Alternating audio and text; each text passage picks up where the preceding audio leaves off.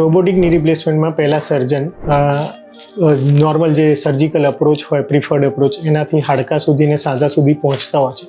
ત્યાર પછી special virtual trekkers આવેલા છે. એ ફીમર બોન અને ટિબિયા બોનમાં એપ્લાય કરવામાં આવતા હોય છે.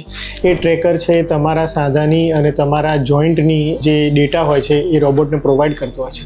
ત્યાર પછી રજિસ્ટ્રેશન કમ્પ્લીટ થયા પછી સેકન્ડ જે સ્ટેપ છે એ મેપિંગનું સ્ટેપ છે, જેમાં અમે વર્ચ્યુઅલ મેપિંગ કરતા હોઈએ છીએ અને મેપિંગ કર્યા પછી રોબોટને એ ડેટા પહોંચાડતા હોય છે, જેમાં આપણને 3D મોડલ રજૂ થતું હોય છે. એ 3D મોડલ ઉપર આપણને રોબોટ ઇમ્પ્લાન્ટની સાઇઝ અને મિનિમમ કટ્સ સાથેનું એક ગ્રાફ આપતા હોય છે. એનામાં સર્જન નાના મોટા જરૂરિયાત પ્રમાણેના ચેન્જીસ કરી કે જેમાંથી મેક્સિમમ મોબિલિટી મેક્સિમમ સ્ટેબિલિટી મળે એ પ્રકારના બોન કટ્સ અપ્રૂવ કરતા હોય છે.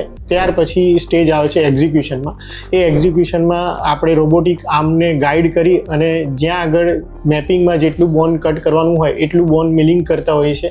અને ફાઇનલ પ્રિપરેશન થયા પછી એ જે બી ટ્રાયલ જોઈન્ટ્સ હોય એ અપ્લાય કરી અને ટ્રાયલ્સ લેતા હોય છે. અને ટ્રાયલમાં બી આપણે એ મેપિંગમાં જે આપણને મોબિલિટી અને સ્ટેબિલિટી મળતી હતી એ ગ્રાફ તમે આપણે સ્ક્રીન ઉપર જોઈ શકતા હોય છે. જ્યારે ગ્રાફ રીઓપરેટ મતલબ કે બોન કટ્સ કર્યા પહેલાં જે આપણે ગ્રાફ જોયો હોય એની જોડે એ ગ્રાફ જ્યારે મેચ થતો હોય છે પછી આપણે ફાઇનલ ઇમ્પ્લાન્ટનું પ્લેસમેન્ટ કરતા હોય છે.